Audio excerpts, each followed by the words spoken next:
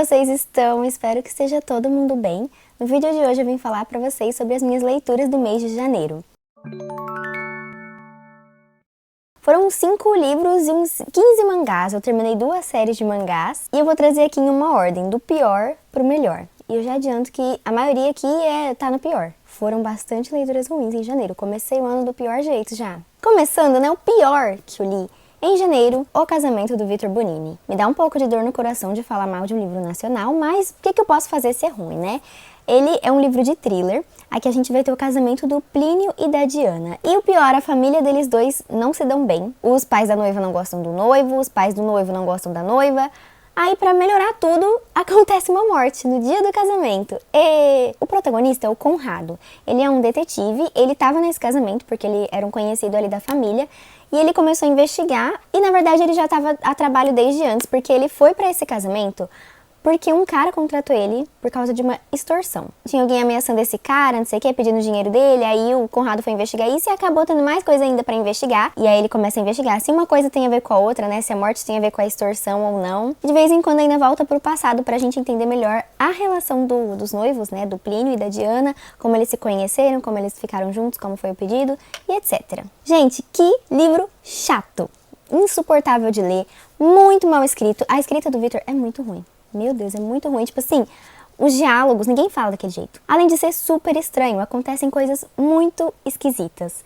Por exemplo, o próprio protagonista tem hora que ele tá pensando, ai, como eu queria estrangular essa mulher. Pelo amor de Deus, gente, que coisa absurda, sabe? Sério, cheio de estereótipos, cheio de preconceitos. Além de que estavam chamando os personagens de moreno o livro inteiro, que na verdade eram personagens negros, né? Não eram morenos. Enfim, o livro é ruim como um todo, acontecem coisas sem sentidos nele o tempo inteiro. A única coisa que é boa, assim, que dá pra falar bem dele, é que ele me surpreendeu. O final dele, assim, eu não esperava aquilo, até faz sentido, assim, né? Quando a gente lê o final, algumas coisas estranhas que aconteceram ao longo da história vão se encaixando, porque no outro livro que eu li do Victor, que era O Colega de Quarto, não fazia sentido nenhum. O culpado, a motivação, nada fazia sentido. Nesse aqui, pelo menos a resolução do crime foi ok. Apesar de ter furos, de ser mirabolante, de ter pontas soltas, a resolução foi ok. Só que assim, o resto do livro foi ainda pior que o anterior. Conseguiu ser ainda pior. É muito ruim. Eu nunca mais vou ler nada do Victor Bonini. Nunca. A Menina do Outro Lado. Uma série de mangá super fofinha. Oh, meu Deus. É muito ruim, gente. Eu tô aqui com o volume 6 pra representar. Eu li o volume 1 em 2019. E o 2 em 2021. E o 3 ano passado, em 2023. Aí se eu ficasse lendo assim, eu ia terminar só lá pros meus 40 anos. Aí eu falei, não, eu preciso terminar logo essa série. Eu li tudo de uma vez, assim, online mesmo, né? Porque eu não tinha físico, só tinha o 6 físico. E ainda bem que eu não gastei dinheiro com isso, porque, nossa senhora. É tipo assim, se passa em uma sociedade em que as pessoas são divididas entre pessoas normais e pessoas amaldiçoadas. Aí as amaldiçoadas, elas ficam assim, igual essa criatura, sabe? Elas ficam com esse aspecto meio monstruoso. E aí o mundo tá dividido entre, assim, cidade de fora, que é onde ficam os amaldiçoados, e a cidade de dentro. Só que tem uma menininha, que é a Shiva, que ela foi abandonada. Então ela está na cidade de fora, junto com os amaldiçoados, e o Sensei cuida dela. O Sensei é uma criatura aqui, né? Ele acabou se apegando a ela, então ele cuida assim como uma figura paterna mesmo, é bem bonitinha até a relação deles. Aí ele não deixa, por exemplo, ela tocar nele, porque é através do toque que a maldição se espalha. E aí eu comecei super curiosa assim pra entender o que aconteceu, como que essa maldição se alastrou, como que ela começou, se tinha uma cura, quem que era realmente o Sensei, né, antes dele se transformar em um amaldiçoado, será que ele era humano? Será que a Shiva, ela era imune a isso ou não? E assim, tem todo um toque sombrio, mas ao mesmo tempo é uma história fofa, aconchegante, a relação entre eles é bonitinha. Mas chegou num ponto, gente, que eu odiei, eu não aguentava mais, porque é uma enrolação do cacete. É 11 volumes, parece que não acontece nada. As coisas vão sendo explicadas tão de pouquinho em pouquinho, assim, do nada vai aparecendo mais uns personagens, né? Aí aparece um rei, aparece um padre, e aí começa a explicar um pouquinho. É muito lento mesmo, assim, é pouquíssimas coisas que vão acontecendo em cada volume. Pros últimos volumes, né, pro final, vai ficando um pouquinho melhor isso, vai acontecendo mais coisas. Vai se criando uma crescente, assim, de tensão, vai acontecendo algumas reviravoltas. Aí daqui a pouco começa a acontecer muita coisa ao mesmo tempo, chega num ponto que nada mais faz sentido. Ele vai se contradizendo, sabe, que não podia acontecer, agora pode. A gente não entende mais pra onde tá indo, o autor vai meio que dando outro rumo pra história. E aí termina do jeito que terminou. Gente, o pior jeito possível. Parece que o autor não sabia o que fazer naquele final, fez qualquer coisa, Assim, eu comecei o mangá com dúvida, terminei com mais dúvida ainda. Não respondi nada, só deixa mais pontas soltas. Eu continuei a história pra saber finalmente o que ia acontecer, né? Pra onde essa história ia levar e não leva pra lugar nenhum. Terminei com mais questionamentos do que quando eu comecei. Sério, eu queria entender como que tem tanta gente que gosta daquele final, porque como que pode? Assim, não é de todo ruim. Você pode, assim, um mangá ou outro, tirar um divertimento ali, né? Achar fofinha a relação entre eles, você se surpreender com algum plot twist, mas não vai valer a pena a leitura, não vale. É interessante também as reflexões que ele traz sobre a maldição, que a maldição é meio que você perder a sua humanidade, perder os seus direitos, perder a sua liberdade e principalmente perder as pessoas que você ama, né? Porque, tipo, depois que esse cara aqui, ele pega a maldição, ele perde as lembranças, ele esquece que um dia ele já teve uma família. E, aliás, as pessoas começam a rechaçá-lo, né? Ele não pode mais ficar no meio das pessoas. Enfim, tem toda uma parte triste sobre a perda de humanidade, não sei o que, mas assim, é pouca coisa. E eu acho que podia trazer mais reflexões e críticas sobre isso, né? Sobre essa segregação que é criada, essa discriminação totalmente injusta, né? Podia pelo menos aproveitar disso, mas também não. Ai, sério, eu devia ter parado mesmo. E outra coisa que me incomoda também, que não tem nada a ver com a história, é sobre os balões. Tipo assim, os balões às vezes não indicam direito quem tá falando. Não aponta certinho pra pessoa e aí eu não consigo saber quem que tá falando uma coisa ou outra. Mais uma coisa ruim ainda deste mangá. Infelizmente, mais um nacional que eu vim falar mal aqui. O Cozer das Pedras, o Roer dos Ossos. Esse livro é bem bonito, né? A capa, o título. Já a história, meus queridos. Esse aqui, inclusive, foi leitura coletiva lá do nosso clube de membros. Se você quiser participar, é só olhar o link aqui na descrição para você saber, né, como que faz. A gente lê um livro junto todo mês, tem sorteios também, a gente fala sobre várias coisas.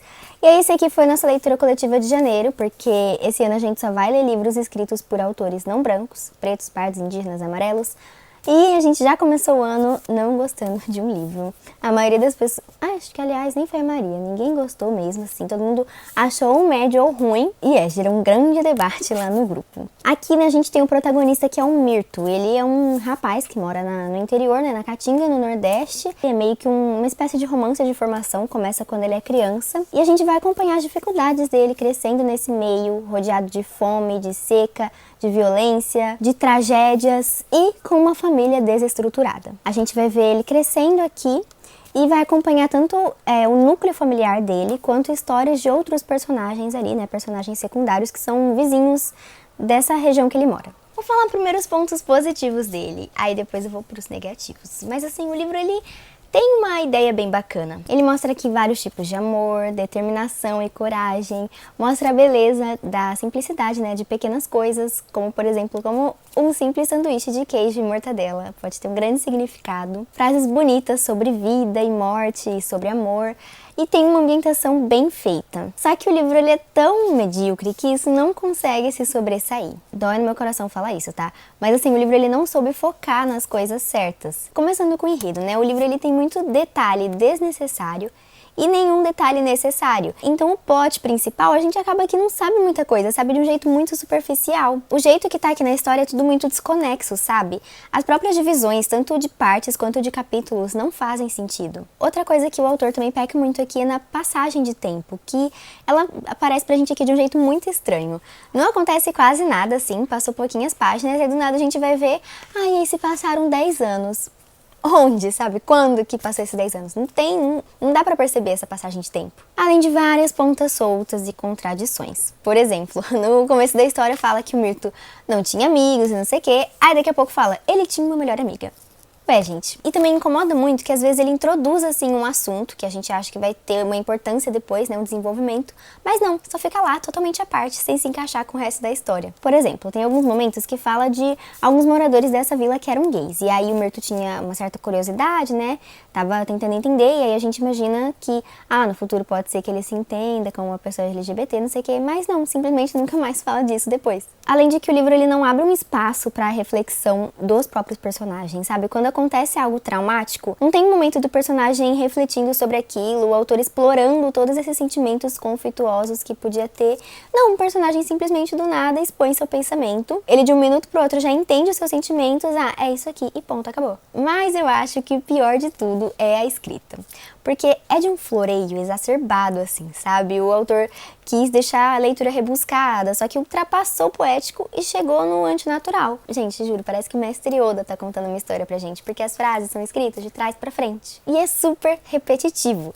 A palavra parricida deve aparecer 100 vezes aqui. E eu me sinto mal em falar mal desse livro, porque eu enxergo muito potencial nele, a ideia é muito boa, sabe? Eu acho que o autor ele ainda pode trazer grandes obras aí pra gente, mas esse aqui não vai ser um desses casos, ele não vai ser uma grande obra.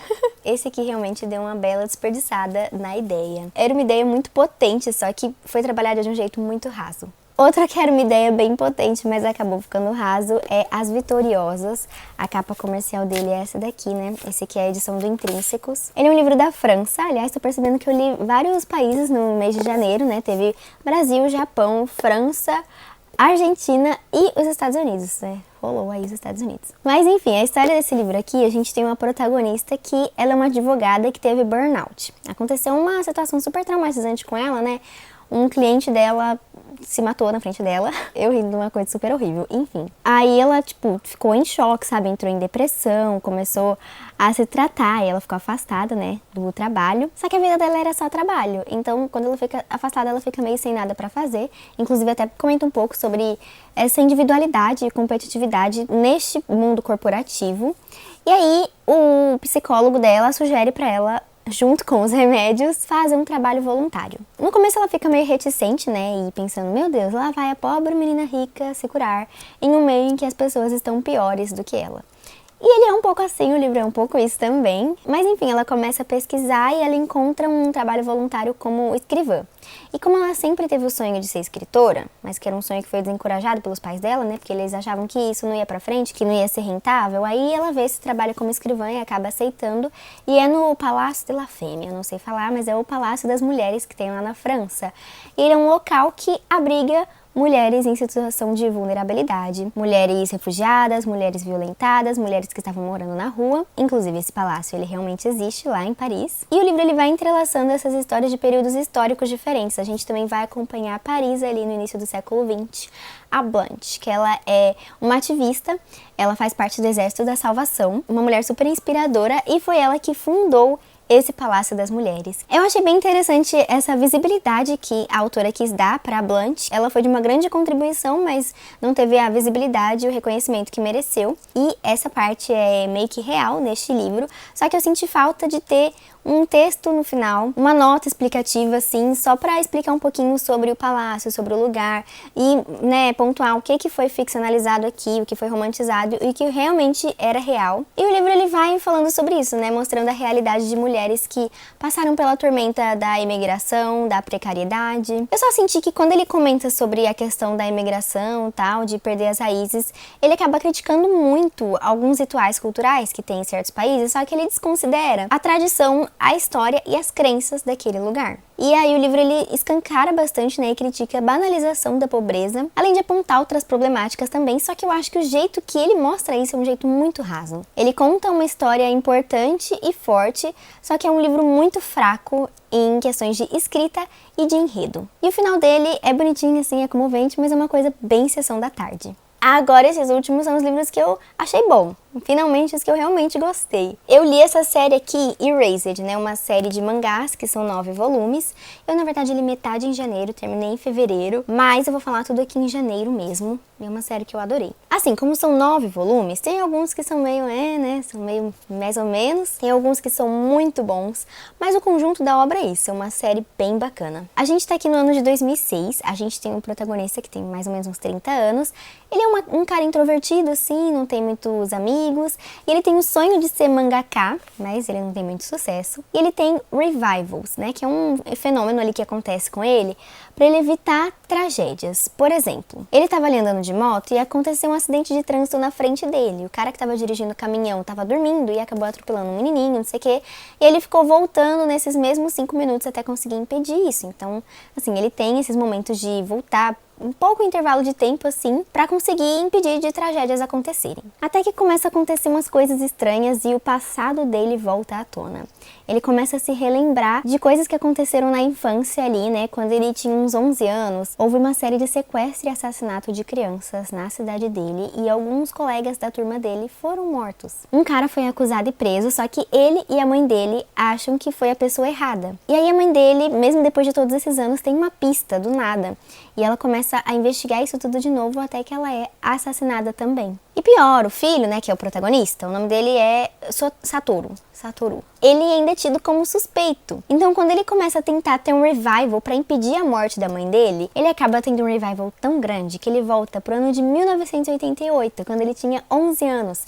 E em vez de ele impedir apenas o assassinato da mãe dele, ele começa a tentar impedir toda essa onda de crimes que aconteceu quando ele era criança. Cara, é uma história que prende muito, dá muita curiosidade, a gente fica muito surpreso assim, sabe? Vai tendo várias pequenas reviravoltas, coisas que ele vai se lembrando. Só que, claro, tem algumas falhazinhas, né? Como ele vai pro passado e pro presente, tem algumas inconsistências. Por exemplo, a própria aparência dele é diferente, tipo, quando ele é adulto aqui no volume 1 é diferente de quando ele é adulto no volume 9. Além dos diálogos serem muito farsos. Tipo, tinha uma menina pedindo conselhos pra amiga dela. Aí a amiga dela falou umas coisas assim super sábias. Aí daqui a pouco ela falou: "Você gostou das falas de sabedoria que eu te disse hoje? O que você achou das falas de sabedoria que eu te disse hoje?" Além de ter bastante coisas repetitivas do sentimento do protagonista de "ai, eu vou conseguir fazer dar certo, dessa vez eu vou ser o herói, dessa vez eu vou impedir, dessa vez eu vou mudar." Tá bom, a gente já entendeu, sabe? Todo mangá tem um momento dele parando e pensando isso, as mesmas coisas que a gente já leu em todos os outros. Se tirasse essas partes, eu acho que diminuía um volume inteiro, não sei. Mas é porque o autor realmente quis focar muito no interior de cada um dos personagens, nos sentimentos que eles têm, e na verdade que é bem interessante isso. Toda a conexão, as relações de amizade, a determinação que eles sentem, como eles tentam ser pessoas melhores. Enfim, é uma história que vai além só da ficção científica e do thriller, né, da volta no tempo e do serial killer. Ele também é bastante sentimental. Este volume aqui, o volume 6, gente, é o melhor volume. Eu realmente não estava preparada, porque eu encontrei aqui. Nossa, é muita reviravolta, é muita coisa chocante. E aí ele acaba aqui no 8 e é uma conclusão muito satisfatória. Tudo acaba se encaixando, tem todo um background, assim, né, explica por que cada personagem é do jeito que é. Ao longo de todos os volumes eu tava realmente me perguntando, nossa, como que o autor vai concluir essa história? E acabou que ele fez um arranjo ali muito bom no final. Aí, como ele acaba no 8, esse 9 aqui é um spin-off. Ele conta um pouquinho dos outros personagens. São vários mini contos e eu achei desnecessário. Eu achei esse aqui completamente descartável, tá? O 9 não tem muita necessidade de ler, não. Mas enfim, é isso. Eu adorei essa série. Indico muito. Leiam Erased. E ele tem, inclusive, a adaptação, né? Ele tem alguns filmes, tem um anime e tem uma série que é live action na Netflix. Eu fui até pesquisar e vi que tava na minha lista pra eu assistir. E eu nem lembrava disso, sabe? Eu não sei se eu não sabia que era adaptação do mangá, ou se eu sabia e só esqueci, tirei a informação da minha cabeça. Isso, na verdade, é bem mais provável. O penúltimo aqui, quase o melhor do mês, O Parque das Irmãs Magníficas, da Camila Sosa Vidiada. Esse que eu falei, né, que é da Argentina. Ele é quase uma história assim semi-biográfica, né? A autora se baseou muito em coisas que aconteceram com ela durante a juventude dela para escrever esse livro aqui. E ele tem todo um toque assim de realismo mágico, que é muito legal. A gente começa aqui com uma protagonista que é a Camila, que ela se mudou assim, ela morava em uma cidade bem do interior e ela se mudou para uma cidade maior para fazer faculdade. Lá ela finalmente acaba conseguindo ser quem ela é. E aí de noite ela vai visitar, né, o Parque das Irmãs Magníficas, que é realmente um parque ali da cidade, que de dia é um parque normal, mas de noite ele se torna o ponto de trabalho, ponto de prostituição de diversas travestis, que na verdade são uma espécie de família encontrada ali, um grupo. E elas vão acolher a Camila, vão ensinar coisas pra ela, vão introduzir ela ao mundo. E aí a história vai intercalando, né? Tem partes que conta sobre a infância, né? O crescimento da Camila naquela cidade pequena, dos primeiros abusos que ela sofreu, a rejeição dos pais, né? Que sempre é a pior coisa, assim, porque na rua ela já não era aceita e aí ela chegava em casa e também não era acolhida. E a gente vai vendo nessas coisas pelas quais a Camila passou, ao mesmo tempo que a gente acompanha as histórias das travestis do parque. Em capítulos diferentes vai costurando as histórias de todas essas mulheres, né, contando os seus medos, os seus preconceitos, as suas individualidades e a importância que cada uma tem nessa rede de apoio e pertencimento que elas criaram. Tudo começa, né, a história começa aqui quando elas encontram um bebê abandonado no parque. E elas decidem adotá-lo, né, principalmente a Tia Encarna, que é meio que a mãezona ali do grupo. É algo que seria totalmente reprovado pela sociedade, só que elas não podiam deixar aquele bebê ali, que foi um bebê que foi abandonado, assim como elas. E assim, o bebê, ele acaba dando esperança para esse grupo, né, dando brilho para os olhos delas, inclusive é esse o nome que elas batizam o bebê, brilho nos olhos. E aí a gente vai acompanhando aí tudo o que significa ser travesti na Argentina, a desumanização que elas têm que ser invisíveis durante o dia.